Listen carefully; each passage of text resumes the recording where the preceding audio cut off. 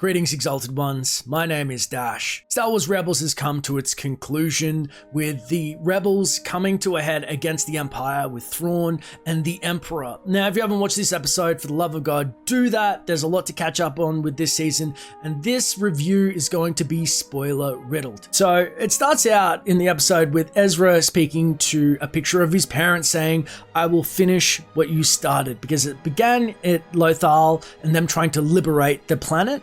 And it ends there. We didn't realize how epic and big on the scale of the cosmic force that Lothal was. It was really a key because the cosmic force can change the narrative of things, as we've seen in A World Between Worlds, and they had shifted perceptibly the light side's advantage. And now he's getting visions which are coming true, multiple visions of the future, and Ezra is really coming to his own as a Jedi Knight and bringing the whole gang together and really become formidable against the Empire, though they have the upper hand in technology, forces, and obviously just sheer power. I'll finish what you started is hilarious in itself, because him saying that to his parents is a really Kylo Ren moment, and I'm sure that that was not a mistake. The Rebels, in essence, want to go to the Imperial Dome, launch it, and blow it up. Just remove the Imperial forces off the planet. They start off in the Return of the Jedi kind of adventure-y way, as they do before, ragtag bunch. They've got a couple of really awesome moves, whether it's launching an Ugnaught against a window to distract the Imperials, or just getting Zeb to jump on top of some imps while Ezra distracts them as a scout trooper. It's the Star Wars we know and love, but things had to escalate in the episode, and that's when Thrawn shows up and he's like, "I've been told by my Ogre bodyguard Rook that what's happening, he escapes, and I'm going to shut your shit down. We are the most powerful thing in the universe," and so it becomes Thrawn and his strategic capabilities versus Ezra Bridger. A season ago, I would have thought, Ezra, you're so dead. And what happens is Thrawn actually puts the Imperial Armada over the top of this Imperial Dome and says, "Look, you can't launch it up because, you're going to blow up and we're on top of you and their cannons are better." So he starts bombarding the planet. And Ezra kind of had a backup plan. He'd seen many visions of what was going to happen. Even though the rebels think they're cooked, he gives himself up. Thrawn takes Ezra to Palpatine, and there is a greater plan. One is just to blow up Lothal because it's insignificant. And the second is to turn Ezra. But Palpatine, seeing A World Between Worlds, knows that what Ezra has done by blowing up the temple and the timeline where he took over the power of the cosmic force, he has one desperate gambit left, and that is the best type of Palpatine. Ian McDiarmid returns to seduce Ezra, and he's got his nice, younger, more benevolent visage on. He comes at him as a friend and says, "Look, I've rebuilt this temple pieces by piece for you. There's actually this little portal left. You can go be with your family. The one thing, the seductive thing that you want."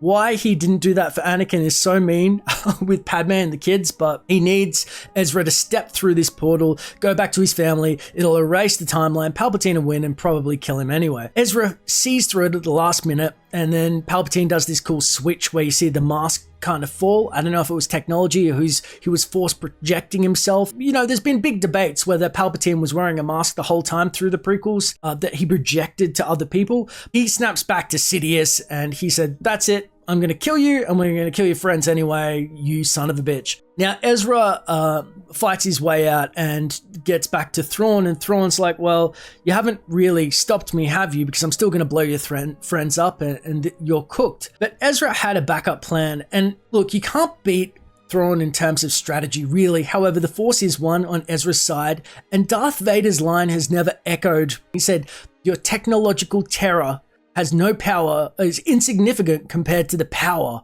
of the Force." When you look at a Death Star, you think, well, how is the Force more powerful? But Ezra, with the bond and friendships that he's had, and also just the Force really being on their side with the visions, calls upon a backup plan where they basically pull in those space whale tentacle things, the hyperspace whales that are half squid. They're weird looking, but they come in and, blindside Thrawn. But Thrawn says, "Look, you're hitting us. You're going to blow up our armada. My fate is with you." Ezra accepts this and says, "Okay, I kind of counted on that, and they get jettisoned into hyperspace together. We don't know the end of Thrawn. We don't know the end of Ezra. However, they're somewhere in the outer reaches, or, they've jumped somewhere, but he leaves a nice message for the rebels. Now, the rebels kind of basically have taken over the planet for the most part. It's a small victory, but they still launch the dome and blow it up and get away with that. And Governor Price is on it, and she's cooked. So what we have is a really nice moment. We don't know what's happened to Ezra,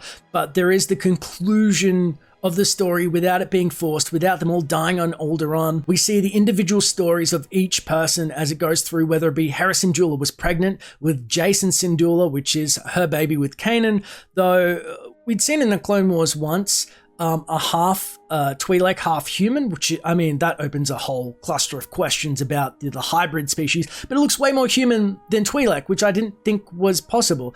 And his name is Jason Syndulla.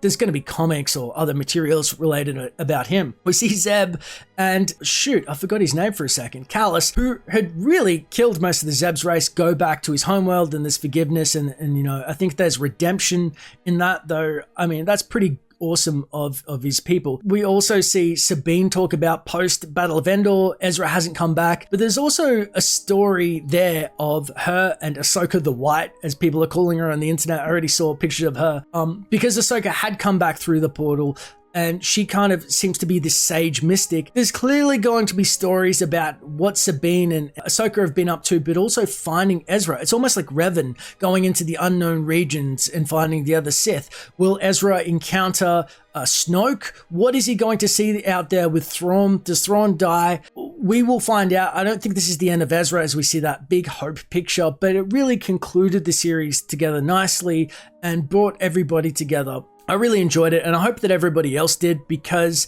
it kind of was our last hope to bring Star Wars together when it comes to the cartoons, and Dave Filoni really hit so many marks. It seemed almost effortless, like he had this master plan and we didn't see it. We're like, these are filler episodes. What's going to happen? Who cares about a backwater-ass planet like Lothal? And he drops this bomb, and it was absolutely fantastic. But the beauty of this video is it's just the start of the discussion. Our love of Star Wars surrounds, and it binds us together. Let me know in the comments below. What did you think of the epic conclusion of Rebels, or did you not enjoy it? Let me know what you think happened to Thrawn, Ezra, and if we're going to see more content about Sabine or even Jason Syndulla. Because if you love Star Wars, I want to talk to you about it. It's as simple as that, my friends.